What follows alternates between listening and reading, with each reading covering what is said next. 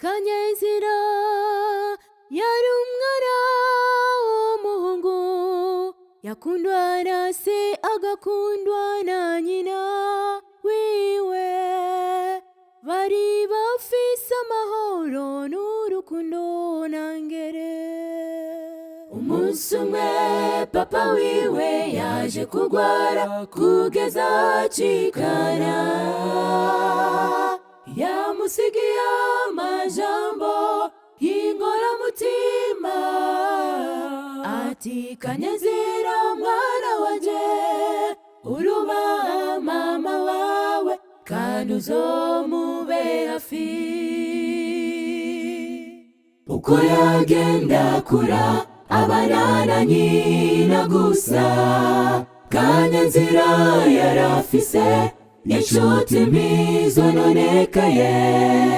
Mama wiwe yabibona akama yamuhanuye ati: hebana nabo bagenzi batazokwigisha ingeso mbi, kandi uze wirinda ubusambanyi n'ibiyayuramutwe.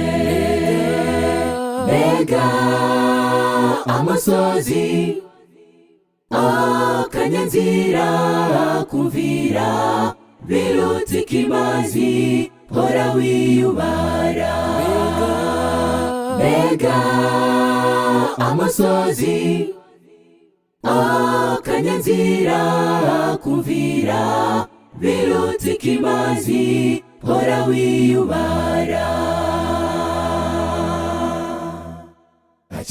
Hacigihe gito mama Kanyenzira yaje guhura n'ikibazo cyo kugwara umutima, asaba ko Kanyenzira yomuba hafi ndamuje kure. Kuri uwo munsi Kanyenzira na bagenzi biwe bateguye urubanza. Yiyumvira yuko mama atarevye cyane, aramusiga arigira muri rwa rubanza. Mbega gutumvira! Ashitse muri rwa rubanza yibagira aho yavuye, yigira mu biyayuramutwe ndetse n'ubusambanyi.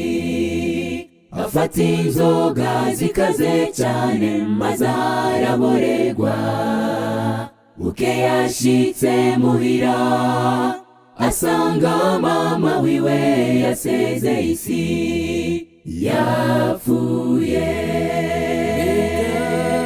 Mbega amosozi, Kanyenzira kumvira biruta ikimazi, hora wiyubara.